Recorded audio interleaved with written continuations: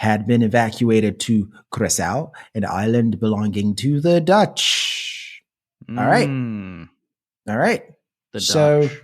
as any smart guy with, a considerable military service under his belt would do, he immediately offered his services in New Grenada and took part in the siege of Cartagena in 1815. In 1816, forced to retreat after defeat by the royalists at La Cabrera. MacGregor, now a brigadier general. Wow.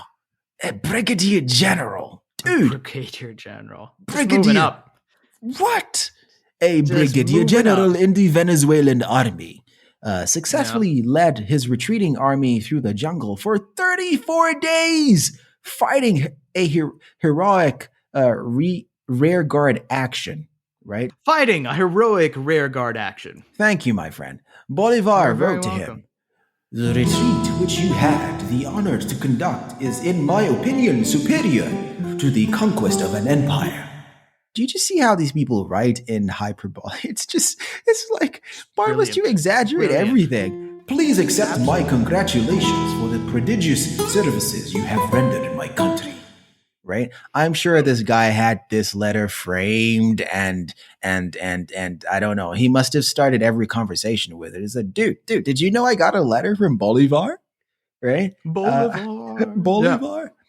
So Gregor MacGregor had distinguished himself again and again by his courage and leadership. So this is what is a little frustrating about this guy is he actually had a skill set to go far in life without any of these, get rich quick, things, but it would have taken work, right? So you could argue in his case at the end justified the means, because if he didn't purchase his commissions, if he didn't purchase the ranks, if he didn't marry early, he wouldn't be able to get into the circles with people like Bolivar to then show that he could be a military tactician and genius and do these great things. He would probably have died on some war front somewhere if he had tried to do it the honest way. So is this me advocating for cheating your way to the top? Maybe that is the way. Maybe that is the way after all. We've Sibel, you and I have been doing it all wrong, right?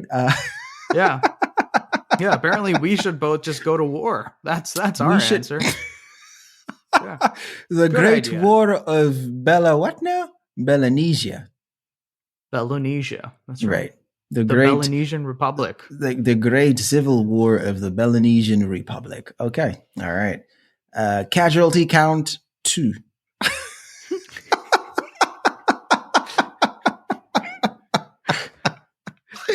They both shot at each other at exactly the same time with poison darts.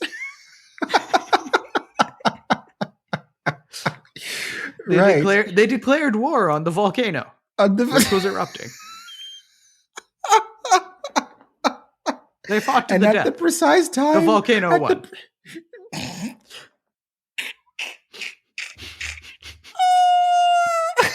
Just two dudes charging at a lava flow. Beautiful. I would watch that movie. Beautiful. Yeah.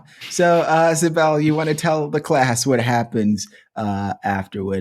Well, he has a few more wins and losses and ends up in a swampy, inhospitable coast of Nicaragua, known enticingly as the Mosquito Coast.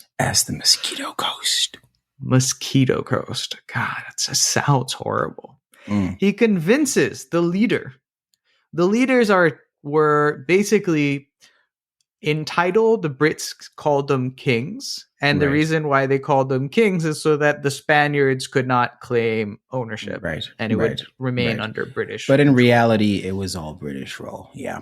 It was all British control, but they had really no support, nothing. These were just, these places were pretty, but they were quite barren. They weren't able to support, any agriculture of any sort. Right. So let me explain that name, Mosquito Coast. So this was derived from the word mosquito Miskito, which was the word that the Spanish used to call the mixed race people of that region, right? So I'm assuming this was similar to the word mulatto, right? For them, this was similar to those words used to differentiate, because as humans we love to differentiate and segregate and otherize people, right? So this was what the Spanish called the people in that area was mosquito, and then the English just turned that into mosquito, right? So just to give some context on that one. So maybe not necessarily there was a lot of mosquitoes there. Maybe that's not, you know what I mean? Maybe that's not really where that came from. It was really based on the name of the people of that area. Yep. Interesting. Mm-hmm. Interesting. I know a few things too. Yeah. Yeah. You do know a few things. I too read sometimes. Thank you for sharing, baby. Yeah. And he convinces one of these kings to grant him some land. Right. A piece of land that is larger than Wales. Right. Right. He definitely claimed that King George Frederick Augustus had given him. King Frederick George Augustus was a real person. Yeah. But then he made the claim that King Frederick George Augustus made him the official prince of a new land called Poyais. Poyais. And Sir Gregor MacGregor called himself the Cazique of Poyais. The Cazique of Poyais, the serene royal prince of Poyais. Yes. Right. And went about what was considered the first true securities fraud in human history. So, dude immediately invents this country. Now, the word Poyais, I don't know where that came from for him, but hey, good for you. New name sounds exotic, air quotes. Okay. I could buy that, right? Then he goes about starting to establish himself as being of the land, right? So he starts to try to tie himself to the ancestors of the people who are actually from there. It's brilliant. Man. It's brilliant. It's brilliant.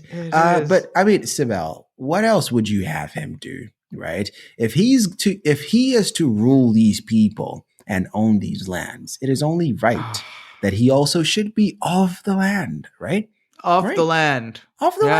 Come on. This isn't some external colony. This isn't some colonization. He doesn't want to be a colonist. I'm one of you. I want to be a king. Exactly. I'm one of you, right? So yeah, this he does. And Sibel, over to you, my friend. You were talking about the securities fraud. Yes. So he sails back to England, and on the way he creates a whole world. Yeah. Poyais, according to him, has a full city with columns everywhere. There's a Roman paradise. A Roman paradise. There is a parliament. Right. There is a coat of arms. There's statues everywhere. There are various units of military. He goes so far as to knight people.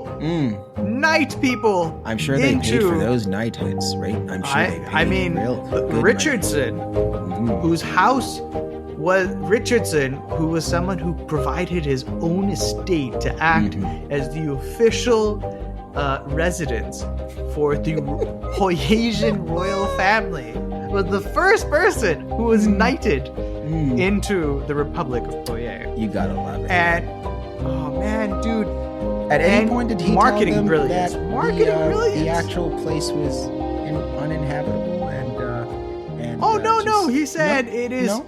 He didn't. That wasn't part of the marketing. No, he said quite the opposite, baby. Okay. He said, "Shocking. The land is perfectly suited to the European disposition and able to support multiple harvests per year. In fact, it's used as a spa location by other people in the Caribbean." Let's not talk about also the the indigenous peoples there who were supposedly just waiting to be colonized by the British. Yes. He right? said they were not just okay with the British; They were eagerly ardently anticipating. pro-British. Right. Ardently pro-British. My lord, as you can see, we cannot move forward as a people without your guidance. Will you, in your benevolence, come and make slaves of us? We will do as we are told. We will build these roads. We will sacrifice our people for your pleasures. We will bear your names. We will kill ourselves for you. Please come, O British, and take what is rightfully yours. I mean ours, but really, come on, is yours, but ours, it's for you, essentially, right? Right, So, right. And let's for our lovely listeners, before he left South America, he made one last skirmish to take Florida. And in that taking, he created a flag with a green cross called the Cross of Florida, and that then got transplanted and became the official flag for Poyais. And while he was trying to hold Florida unsuccessfully, he did sell slaves to raise some funds. But as you do, wouldn't allow his men to loot, which apparently really ruined morale. Right. I mean, just a lovely bit of dichotomy there. You sell some slaves in this period, as you do, right? Because that's one does. As one does. I mean, come on. What's he gonna do? Not sell slaves, right? What's he gonna do? What do you expect him to do? I mean, you need a quick influx of cash. You're gonna sell some slaves, man. Come on. This is what I also find it weird that when he was like, we're not looting the local population, his men were like, oh, this blows. It's that this blows. It's that warped sense of morality that a lot of these genteel people have. Is we have a line we do not cross. But within the bracket of things we will do, there is slavery, right? There is seizing of possession. There is exterminating whole groups of people. But not being Catholic. Oh my goodness, you're going to hell. Looting. Well, he was Catholic. Oh my goodness, that's what I'm saying. Not being Catholic, you're going to hell. Oh, right. That was scandalous, right? Looting. Oh my goodness, no, we don't do that. We're gentlemen, for crying out loud, right? Gentlemen. But we will rape, we will pillage, and we will take slaves as the good Lord intended for us to do, right? It's just, yeah. These people, rubbish. They belong on the rubbish heap of history, but. Yeah, you were saying there, Sibel. He sold some slaves and he did some things, and he still lost Florida. Some things. Okay. Yeah, he lost Florida. He had a bad Tuesday. Okay. He had a bad Tuesday, but he got a flag. He got a green cross flag. He got a flag. Okay, good. Which became the flag of Poyais. And then in England, he creates a brilliant marketing campaign. Brilliant. He literally creates an embassy. Printed his own money, guy. Yeah. He printed. Have you seen pictures of this bill? The Poyais dollar? It is. What? It is beautiful. Yo, it has his name at the bottom. That is nice. I would spend that. The printing. I mean, did you see the cursive and the and emblem that's what they and say, everything? Right? Like he spent the money on printing these things and really spent the money, and that kind of convinced everyone that Bank of Poyais, real. And he starts selling land and titles, and he's minting money. And what I find so beautifully sharp. Sorry, before we go away, just on the $1 note, it says, by order of His Highness Gregor, Cazique of Poyais. It's just he had to have his name on everything, and it's just so beautiful. I kind of wish we could get our hands on one of these. This would be a cool souvenir to have. That would probably cost like millions of dollars. If there's any preserved, they would probably be in a museum somewhere. But yeah. What if we screenshot it and make it into an NFT?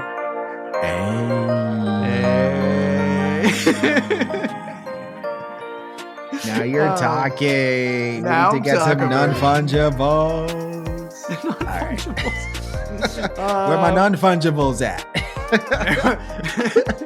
We ain't talking about fungi here. No.